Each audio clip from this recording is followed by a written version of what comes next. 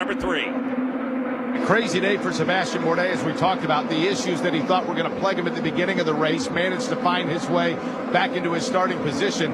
Now finding his way, watching that battle of which you're talking about. But again, everybody through 4 and 5, now that this track is more than rubbered down, seems to find that grip. It can be a tricky area, but no issues for anybody through Pioneer Park. Sato, Ericsson, Bourdais, 6th, 7th, and 8th, all drivers that had a cup of tea in Formula One. Sato will lead that train into turn number 10. Bourdais gets really close on the rear wing. Up front, though, Mark, Joseph Newgarden not going away. He just got to within a car length and a half of Colton Herta. Yeah, I don't know if Colton Herta bobbled somewhere on the racetrack, but that lead was at 1.1 seconds, and now it's down to 0.4 of a second. Colton Herta climbs on the binders. He sweeps it hard into that right-hander, switches it back to the left. Just a little bit of a left-hander. They are nose to tail as they head to turn number 4.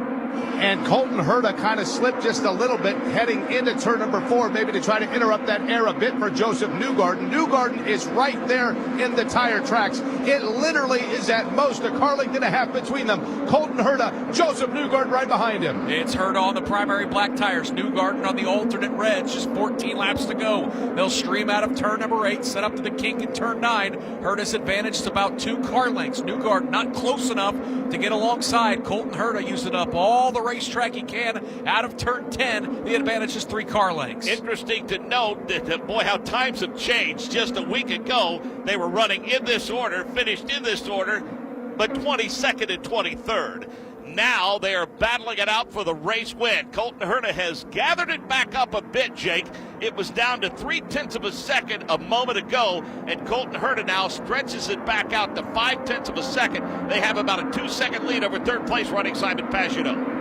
Has Colton Herta taken the best punches Joseph Newgarden can throw, or is Newgarden simply waiting for the right time to lay the haymaker? That's the question right now. They have themselves a 12 car length advantage over Simon Pagenaud. Then you wait about 10 back before you get to Jack Harvey, Scott Dixon in front of Sato. The question is, does Newgarden even want to throw a haymaker after a miserable start to the season for these two drivers? Herta, though, leads Joseph out of turn number 9. Mark, those two have a big gap, 3.3 seconds over Simon Pagenaud. If this thing stays green, looks like it's a 2-horse race for the St. Pete Grand Prix. I know Pagenaud would like to tighten things up, Davey, but given the fact that he really had an uneventful weekend at Barber Motorsports Park and he finished 12th on the day, I think he's going to be happy if he can hold on to this podium finish.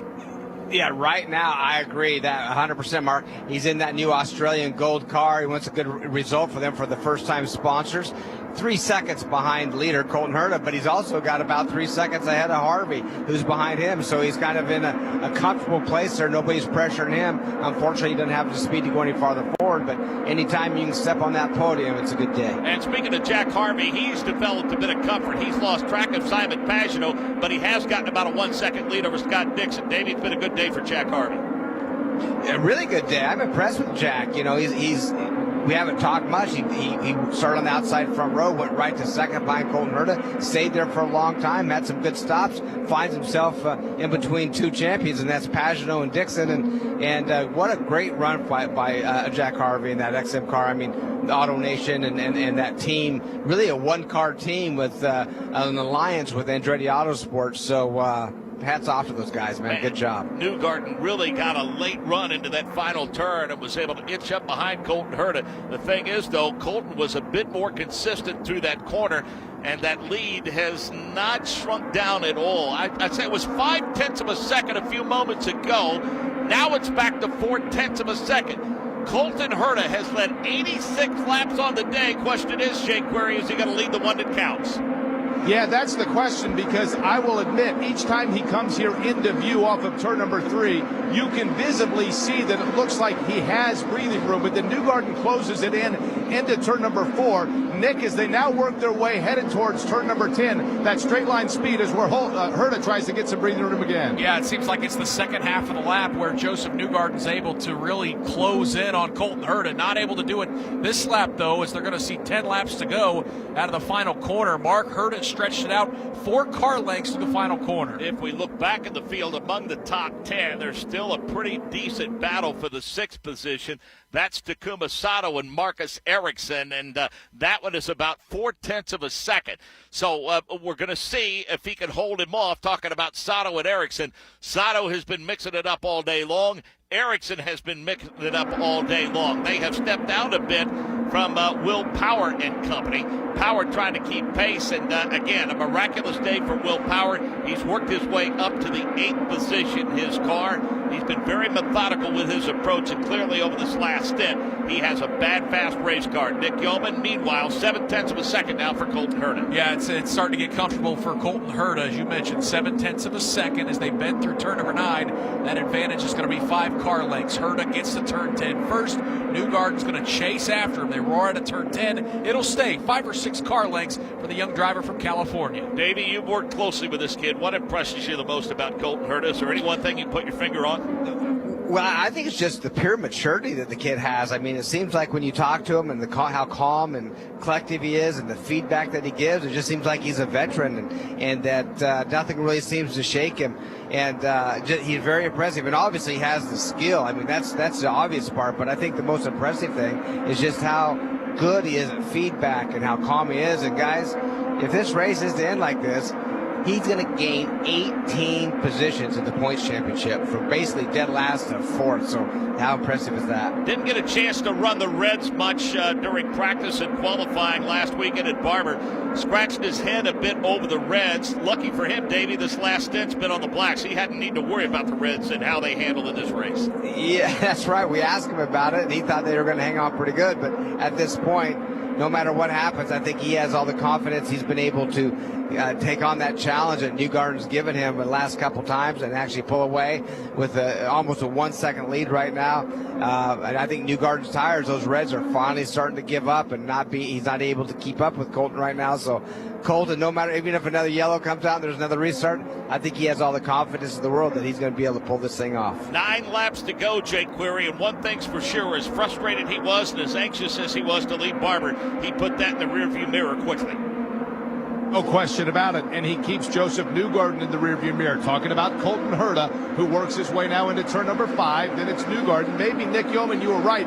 Newgarden might have said, you know what, right now I've got that second. Let's see if Herta's the one that bobbles. He hasn't done it so far yet today, but Joseph Newgarden has him in sight. But Nick, that sight seems to be a little bit further away than it was last time by. Yeah, there is no doubt that yellow and black car with blue accents gained Bridges sponsorship for Colton Herta. It is getting smaller and smaller out of that arrow screen for Joseph Newgarden. It's a 1.3 second advantage. Mark, there is no doubt Colton Herta starting to pull away from Joseph Newgarden.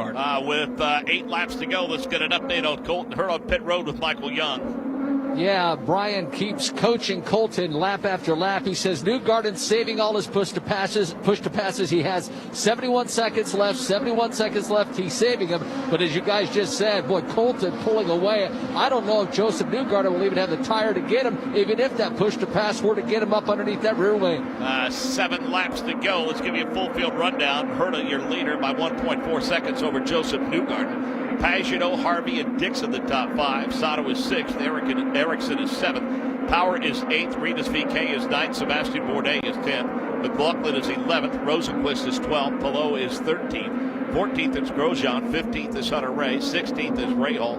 17th is Connor Daly. 18th, a lap down, is James Hinchcliffe. 19th, a lap down, is Pato Award. A lap down at 20th is Ed Jones. 2 laps down at 21st is Alexander Rossi.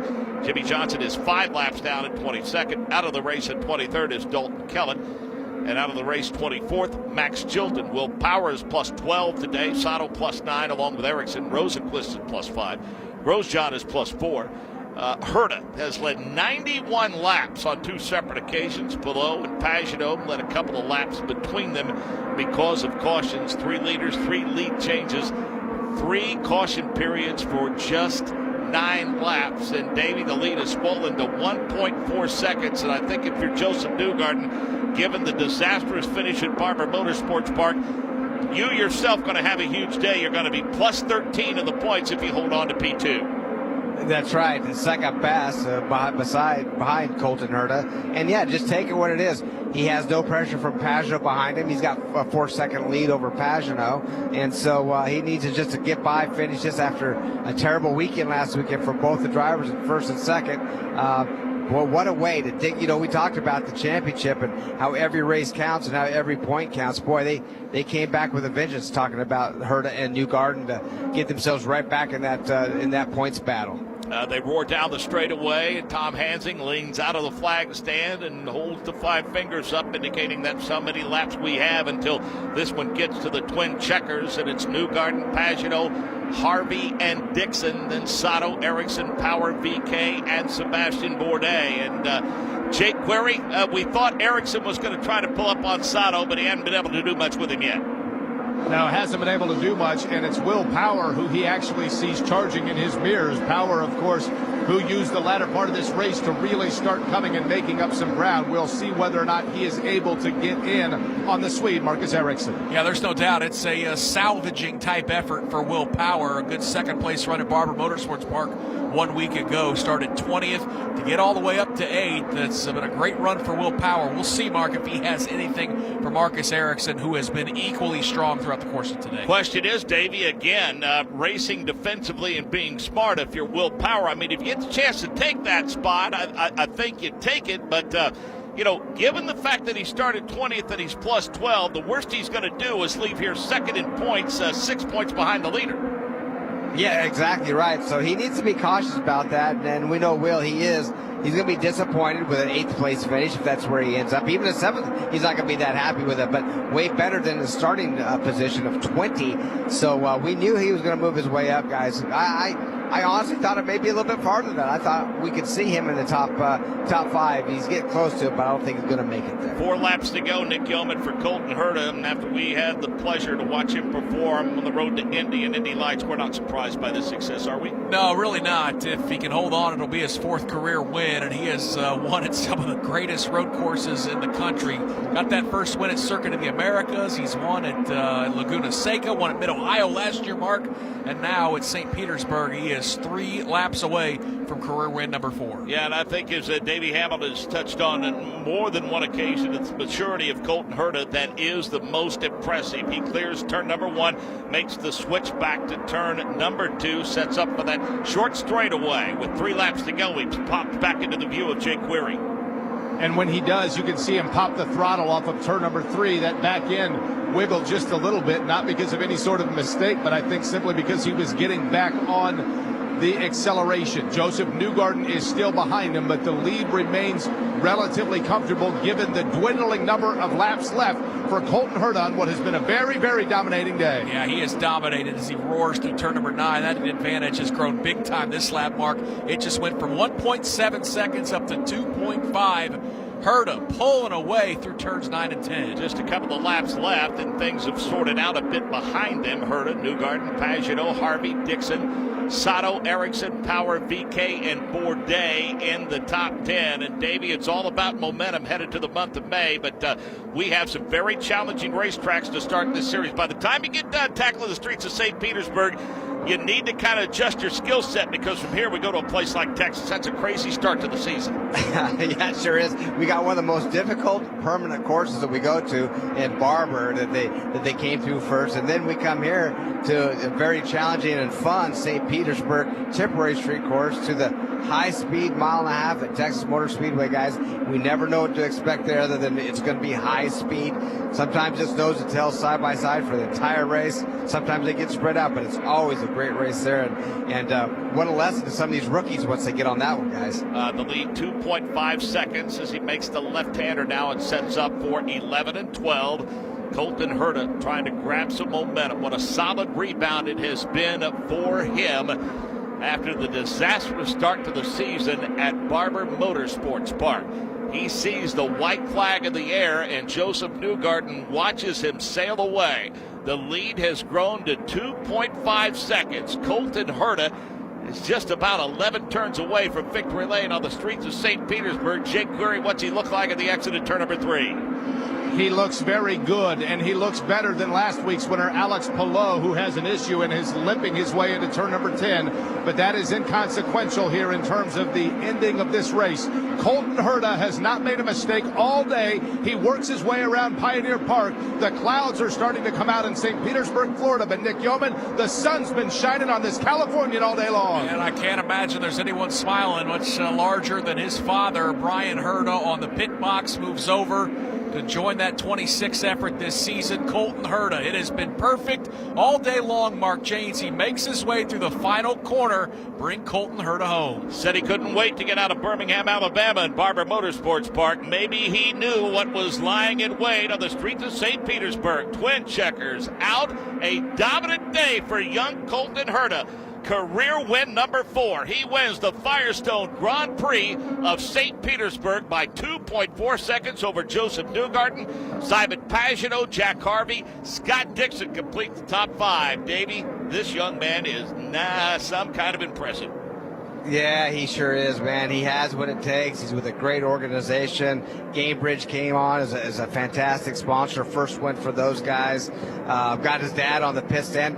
And by the way, guys, guess who else is on his pit stand? Mario Andretti, one of the all-time greats, also on that pit stand with Colton Herta. So I guess that we can say Mario has another victory, too, as a guy on the pit stand supporting this program. So great to see. Man, just a dominant day, guys. When you lead 97 out of 100 laps and really have no pressure the entire day. The closest anybody got to him was on the starts, and then he just continued to pull away after that. So congrats to Colton and that entire team, and happy for the entire bunch, man. Now, with those donuts in turn number 1, Nick Yeoman, he didn't make it easy for the rest of the field to get through turn number 1. He smoked it up plenty. Those were impressive. Laid down a lot of Firestone rubber right there in front of the grandstands in turn 1, which, again, it was so great to see a lot of fans out at the racetrack in St. Petersburg this weekend as well. And, yeah, 4 or 5 donuts for Colton Herta, headed to victory lane for the 4th time in his very, very young IndyCar career. The fewest race leaders we've ever had have been 2, but the most laps led by a race winner, Davey, 95 by Elio Castroneves, so he breaks that record. He has now led the most laps by a race winner here at St. Petersburg. When you break any record held by Elio Castroneves, I think you're doing pretty good. Well, when you break any record in this series, having the best drivers in the world, as far as I'm concerned, in our series, and when you can break any of them, it's impressive. And to do it at such a young age that Colton is, and man, he's what a bright future he has. And we talked about this. There's so many young, good guys in this. Pato Ward last week had a great run. He was on the pole. Had an opportunity to win that race. We've got another young kid. These guys, they were teammates battling out in Indy Lights, and now here they are racing together, in the IndyCar series. And then how about, Newgarden? I mean, he won this thing twice in a row, comes back second. Still very, very tough here. Honda and Chevrolet seem to be mixed up. You got 1 Honda and 2 Chevys on the podium, but after that, it's the next 4 guys are in those Honda powered, and the next 5 Chevrolet. To me, guys, looks like a pretty equal package amongst those engine manufacturers. So, Jake Corey, want to get some final thoughts from you. Again, 12 stories and a couple of blocks away, but you had a great view, a great call today. And, Jake, I would be remiss if we didn't thank the fabulous fans and congratulate Green Savory. That their opener got pushed back a little bit, became the second race of the schedule, but it did nothing to dampen the enthusiasm of the people of St. Petersburg. We thank them for being such gracious hosts. It was a great weekend all the way around, Mark, and a great race for the young driver Colton Herta, as you talked about. It is true that I was some 12 stories up here on Square Mouse balcony, but yet even from that far away, you could see the domination that was laid down. And keep in mind, Joseph Newgarden is as good as it gets, of course, with 18 career wins trying to chase him down. And that car was just flat hooked up, and Colton Herta did his job by not making a mistake. Nor did the people of St. Petersburg, as you talked about. They made no mistakes in making sure that they still came out and supported this event that has become a staple here on the IndyCar schedule. And it's great once again to be in this fantastic area and once again have a great weekend of racing. Safe travels, Jake. Thank you very much. Well done, as always. Let's go to Ryan Marine. Scott Dixon brings the PNC Bank Honda home with a top 5 finish here on the streets of St. Petersburg, coupling that with a strong run at Barber last year. Yeah, you don't have one in the win column like you did to get the year started last year, stringing all those wins together. But all in all, how would you assess the start to your 2021 campaign? Yeah, it's been okay. It's been a bit blah, to be honest. I think Barber, we did a great job as a team and got very good points for a lot of us. Here we seem to be a little bit off. The car was, hard to get in a very good window and comfortable one, and even in the race, kind of struggled a bit with outright pace. I feel like we were slightly better than other cars at different points. Nothing really happened in the pit stop exchange, which I expected, apart from, Rossi and Rahal getting into it, which definitely helped our position at the end. But got caught out on the outside there on the start. And that dropped us back a couple, so it was definitely tough from that point on. But the guys in the pits, PNC car was doing a good job, and that was it. Fifth. How difficult was it in traffic today? Because you were right there in the wars. Yeah, you just again, you kind of get to about a second buffer, or maybe 6-7 tenths, and then you just start losing so much of the front. The tires kind of overheat. You kind of got to back off and have a reattempt. But it's just really hard unless it's the restart to really get a good run, which we did a couple of times on Pato and maybe someone else. So all in all, can't complain. We kept it in one piece and got some good points. Scott Dixon gets his championship defense off with a couple of top 5 finishes, including P5 here in St. Pete. Not a surprise at all to hear him close out his conversation, Davey Hamilton, by mentioning points. He currently finds himself tied for second with Will Power. Both are 2 points back. Only 2 points back. Our last week's winner didn't have a great weekend this weekend. I see he got in the wall, and that's talking about Palou in 17th position. So, and then you got Colton shooting up in that 4th position right now. Points are mixed up. Simon rounds out the top 5. But don't worry, Scott Dixon, he's looking at the big picture. He knows he has to get his car better. He calls the finish that he has the last few weeks blah. That's a 3rd and a 5th. So when a driver says that, you know that he has high expectations. Pretty good start to the season for Simon Pagenaud. He finishes in the top 5, Ryan Marine, and he is just 13 points back in the battle for the championship. 13 points, Simon, out of first place in battle for the championship here. Yes, we're only 2 races into the season, but you've got your first podium of the year now, P3 here today. How would you assess the run in this rather vibrant Aussie Gold machine? Yeah, very good. Street course performance is awesome. Very happy all weekend. I couldn't ask for a better car. So we great strategy, fantastic looking car as well. I think it made the social media for sure. Next to Australian Gold. New partner, affiliates of Menards, so it's great to have them here. Hopefully we get to see that gold car more often. Yeah, I like it, and the results are good so far. How about the challenge that this series presents? We've done a natural terrain road course at Barber last week, streets here in St. Petersburg, and then a doubleheader on the Oval of Texas next week. I mean, it's that's as it gets. It's that's the beauty of IndyCar. Diversity, I should say. Different racetracks, different style. The champion's really going to be the one deserving it the most. So that's what makes this series so special. Congratulations on a good run here in St. Pete. Thank you. That's Simon Pagenaud. To Victory Lane Here, and Michael Victory Young. Lane with Colton Herta. Yeah, Colton, we'll have a little delay, so we'll see how Colton does with an audio delay as his father comes in and gives him a hug. Colton, that from the basement to the penthouse, all in a couple of weekends. What a fantastic run today. Congratulations. Everybody did such a good job, and so happy that all the fans could be here. So awesome to be back in St. Pete and in front of 20,000 people on a sold-out crowd. It's amazing. So what a start, what a restart for the weekend. Obviously a bad weekend in Barber and coming out on the win here. Tremendous job by everybody at Group 1001 Gamebridge. Happy to be powered by Honda. What a weekend. You were in cruise mode, and then the cautions came out, not once but twice, and Joseph Newgarden had those reds on. At all nervous? A little bit, yeah. It was a little more stressful than it had to be. He's really good around here, one of the masters around here. And when you give him new red tires on a restart with me on blacks, I thought I was done for. But the tires seemed to hang in there. They seemed to get up to temp quick, so happy. You broke a record. 97 laps led. The current record held by Elio Castro-Neves with 95. It's quite a feet. At this track? At this track. That's awesome. I know Elio's here, so I'll have to bust his balls about that. Congratulations. There he is, race fans. Colton Herta, what a great victory for him today. Career win number 4 here in Victory Lane. That's a perfect way to wrap up that interview. Well done, Colton Herta. Let's go to Ryan Marine. Yeah. Joseph Newgarden's last 3 results here in St. Petersburg, first, and second. And you were pushing hard to make it 3 wins in a row, no question about it. That last restart, did you have anything for Colton, or did he have the field covered today? I was close, but I think he definitely had us covered.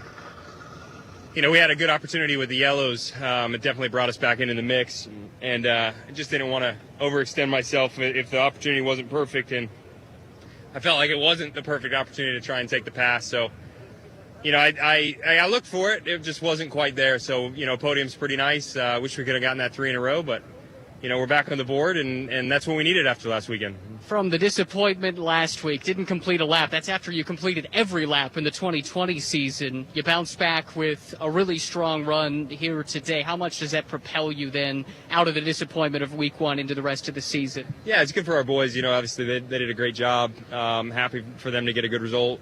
I think we can get a win here soon enough. We keep our heads down. So, good hard-fought day for Team Chevy with the Hitachi car, and happy to go on to next week. Second today, that jumps you up 13 positions in points, something like 20 points out of the points lead, leaving round number 2. You like that position? Granted, we're very early on in the season. Yeah, it's early. Look, we can't even start looking at it, I don't think. So, we'll be fine. We just got to keep our heads down, keep some results rolling, and we'll be okay. Good luck in Texas. Thanks. That's Joseph Newgarden. Good stuff. And Davey Hamilton, you mentioned that battle for the Manufacturers' Championship, and it stands at 178 to 148. Honda leading Chevy after the advantage was 90 to 73 coming into this race. Yeah, Honda has, as we say, the top 7. There's only 2 Chevrolets in there, but they happen to be second, third, so they're still fighting away at it. There's more Hondas in the field than Chevy, have a little advantage there as well. But I have to say, I'm always impressed when you see the manufacturers be so tight and see them mixed out throughout the field. I just like that good competition. When you start up front, you want to finish up front. That's what Jack Harvey did today. Ryan Marini comes home 4th.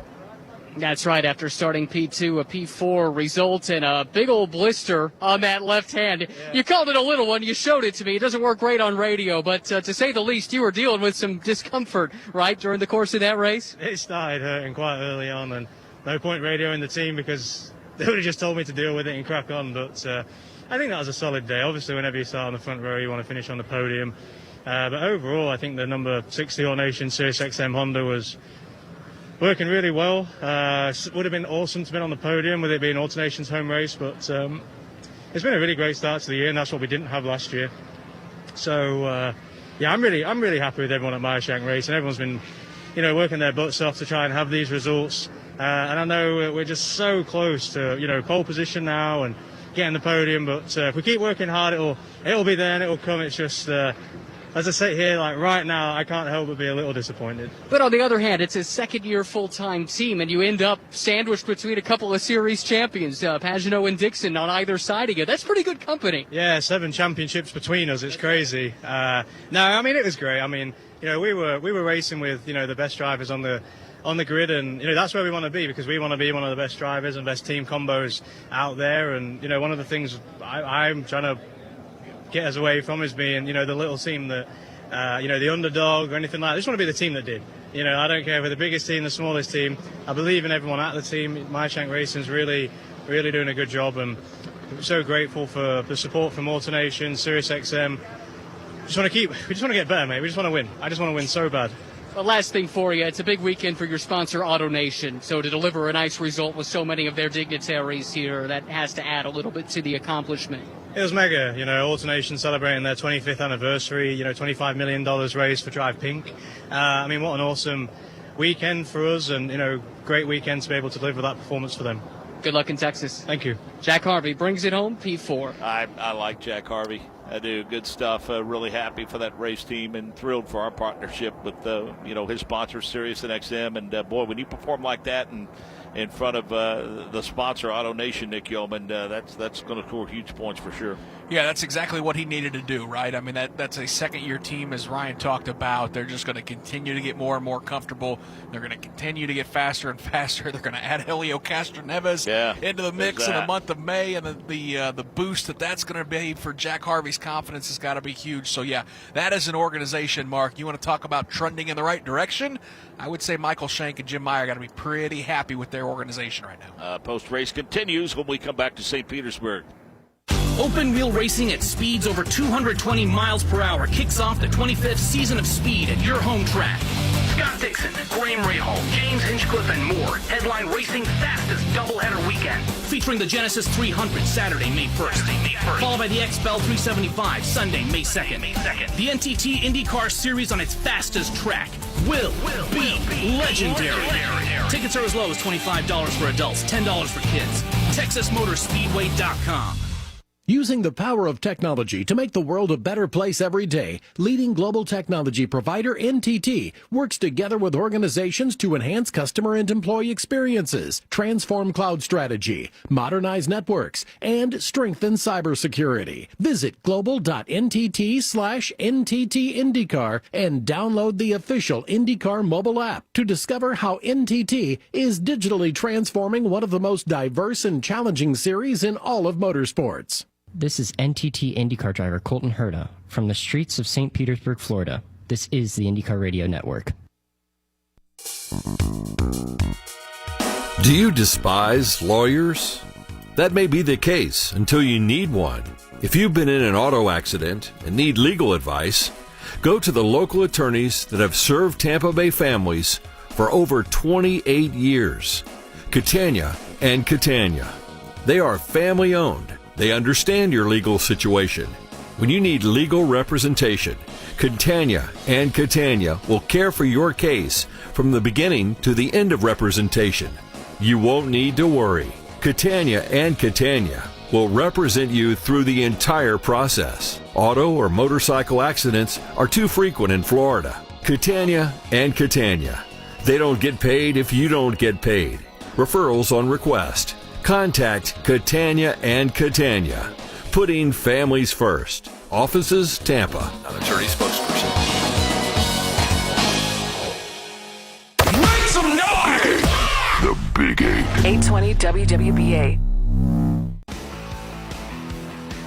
Well, he needs no introduction. If you could see him, you know who he was right away. But since this is radio, we'll let you know. We're happy to be joined by the president of Texas Motor Speedway, Eddie Gossage, one of the best in the business, a huge racing fan, and certainly a fan of the NTT IndyCar Series. Eddie, thanks for joining us. Absolutely. Glad to be here with you, Mark. And I am a huge IndyCar fan. Always have been. Yeah, well, doubleheader at Texas Motor Speedway. The Genesis 300 on May the 1st, XPEL 375 on May 2nd. You kind of set the stage for the month of May, and I know you're thrilled about that opportunity. Well, you know, the month of May is special, and all of us race fans know that. So to be able to kick off the month of May and all the way through to the Indy 500, the greatest race in the world, that's really something we're proud of. And, you know, I hope everybody gets and affiliates us with the Indy 500 because we're just honored to be able to play that role, to give these guys, these teams some experience on the oval before they get to Indianapolis. And we hope everybody here locally realizes that it means a great deal to be part of the month of May with all of its rich racing history and heritage. As always the case at Texas Motor Speedway, I'm seeing some incredibly affordable ticket options. Prices range from $10 to $40. We got kids tickets for $10, adults for $25 on up. So, you know, here in this market, you pay $30, $40 minimum to park your car to go see basketball, baseball, hockey. At the Dallas Cowboys, you pay $75 to park your car. You can bring your family out here and watch for as much as it costs you to pay to park the other places. Right. Parking's free here. So we got a deal for you, and we're not going to turn anybody away, trust me. We want to have everybody show up. We don't want price to be an issue. Eddie Gossage, president of Texas Motor Speedway, is our guest. So the important question we all have to ask, it's a part of our lives nowadays, what protocols are in place for your races at Texas Motor Speedway? Well, here we want to be smart, want to be, good citizens of this society. But in the state of Texas, there are no restrictions. We do urge you to wear a mask. We urge you to, be smart, social distancing, things of that nature. But it's up to the individual. And so we're not limited on crowd. We're not limited on what you can and can't do. We just want everybody to be smart about it so that we're all nice and healthy. We've been a mega site, given out as many as a little over 15,000 vaccinations in a single day. But we've done about 400,000 vaccinations here on site, so we're big supporters of getting your vaccination, and let's all get back to normal as quickly as we can. You can follow him on Twitter at Eddie Gossage. He interacts with fans all the time. TexasMotorspeedway.com for ticket information. It's the doubleheader weekend. It's the Genesis 300 May 1st. XPEL 375 on May the 2nd. Eddie Gossage, we know you're a huge fan of the NTT IndyCar Series. We appreciate it, and we always appreciate your hospitality of you and our outstanding group when we come to Texas. Well, it's an honor to have IndyCar here, and just can't wait to see everybody unload and go fast because that's what this place is, the fastest track on the IndyCar circuit. And there's so much talent in the series this year. We can't wait for the drop the green flag not once but twice and see what happens. At Firestone, we build tires for getting you out there. Durable tires for ticking off mile markers and for getting to your seats on time. Start your engines. Dependable tires for kicking up dirt or for passing on the outside. Hard-working tires for racing 500 miles and the side hustle that affords you first row. But don't take our word for it. Try them for yourself with a 90-day buy-and-try guarantee. Whatever you drive, drive a Firestone. Conditions apply. See firestonetire.com/warranty for details. This is NTT IndyCar driver Will Power. From the streets of St. Petersburg, Florida, this is the IndyCar Radio Network. It's springtime and love is in the air, and it's a great time to head to the Golden Diamond Source, get that fancy little gift, or maybe that engagement ring you've been talking about. Steve and Julie Weintraub have one of Tampa Bay's largest selections of hand-picked diamonds on site. They have an incredible selection of all types of fine jewelry to fit any price range. What I love about the Golden Diamond Source is you don't get sales pressure. It's like dealing with family. They're just like family. They'll become your family if you buy from the Golden Diamond Source. They're a local company. They support all the local charities. Every charity event I go to, there's something from the Golden Diamond Source that they've donated to that charity. That's just what they do. So if you're in the market to buy something, an engagement ring or just some fine jewelry, a gift out of nowhere, do that, guys, and you'll get whatever you want. Trust me. It's the Gold and Diamond Source. This spring, be sure to shop local. It's the Golden Diamond Source, 3800 Omerton Road, always online at thegoldendiamondsource.com. Okay, hit it! The Big 820 WWBA.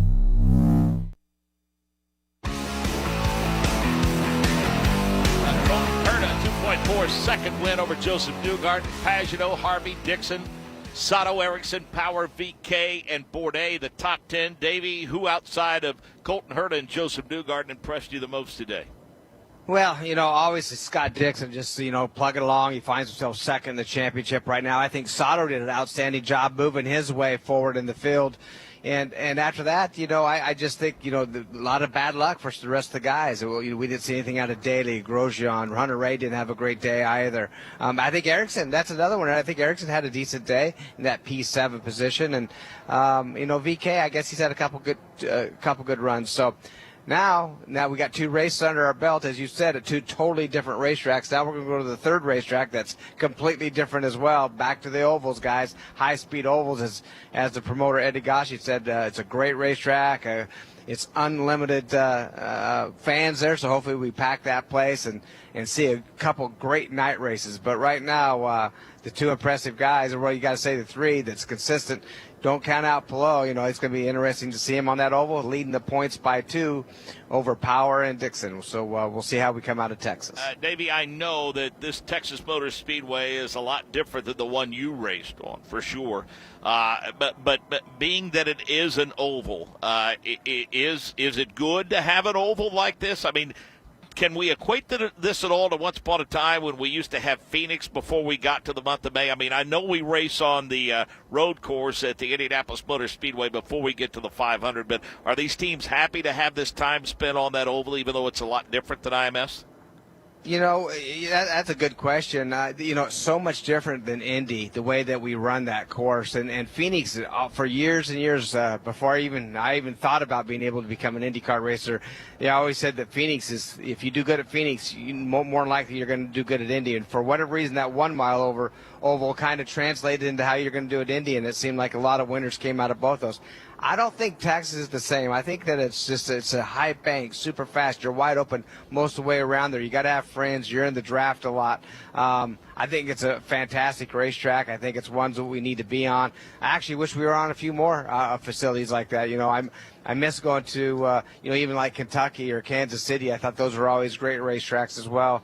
But getting back to Phoenix would be outstanding, Mark. But right now, it's exciting to have Dallas come up before Indy and get these guys a little oval experience before the 500. Get them used to the high speed, get them used to the high speed pit stops, and playing, having spotters in their ears too.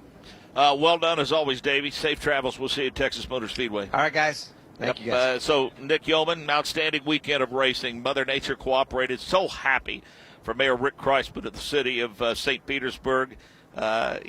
Kevin Savory, Kim Green Savory Promotions, Steve Bidlack, their outstanding media relations coordinator. Everyone associated with this event, hats off to them. A job well done. And thanks to the residents of St. Petersburg making us feel welcome as always. Mark, this was the race weekend where essentially the world got turned upside down a year ago. That's right. And now 13 months later, it's just good for things to start to feel normal. Of course, we saw a ton of fans out of the racetrack, some really good racing, some young American talents getting to victory lane. Once again, we leave St. Petersburg, like both of us saying, they checked a lot of boxes. This is a race that I think is going to stay on the IndyCar calendar for many, many years to come. Well done. Safe travels. We'll see you in Texas. Appreciate it, Mark. Full field rundown. Firestone Grand Prix of St. Petersburg. Colton Herta, your winner by 2.4 seconds over Joseph Newgarden.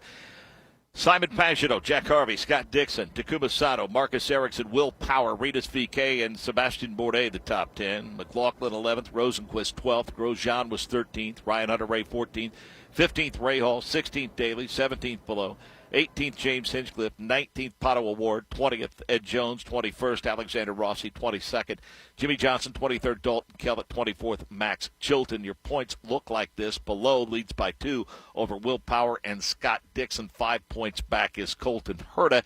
Simon Pagenaud was 13 points back. Movers on the day, Will Power plus 12, Sato, Ericsson plus 9, Rosenquist, Grosjean plus 5. Colton Herta led 97 laps, breaking Elio's record. Previous high was 95. He led on 2 separate occasions.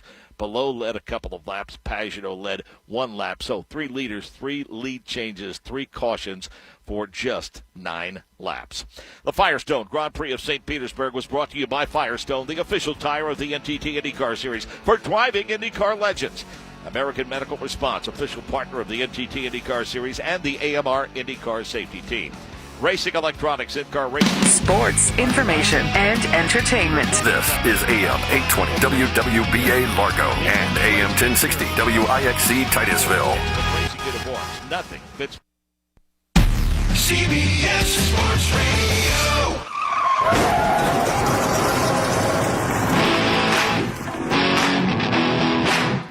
The Sean Pendergast Show is on the air, coast to coast, on CBS Sports Radio.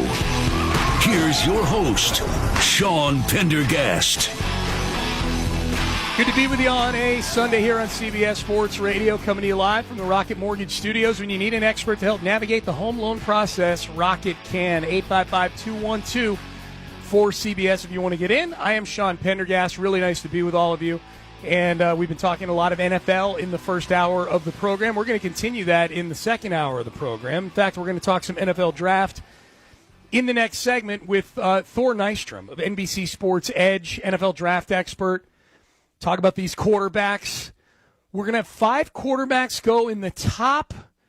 I'm going to have him fill in that blank. When does the 5th quarterback come off the board? And do we see 4 quarterbacks go off the board, 1, 2, 3, 4, for the first time in the history of the draft? It's only been twice before where we've seen 3 quarterbacks lead off the draft. 1999 was the most recent, and 2 out of the 3 probably make fans in Cleveland and Cincinnati recoil a little bit when I say, remember Tim Couch and Akili Smith being sandwiched around Donovan McNabb? Donovan McNabb wound up being a good pick for the Eagles. Got him to a Super Bowl.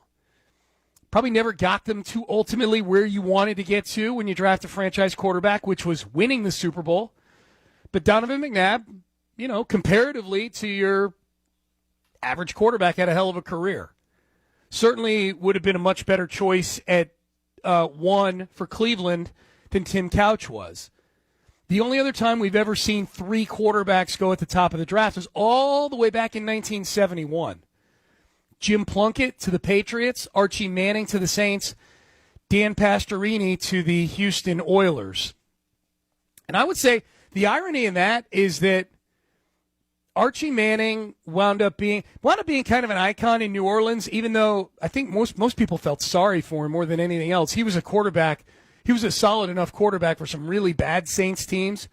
Probably best known for being the patriarch, the genetic provider of the male chromosomes to Peyton and Eli Manning.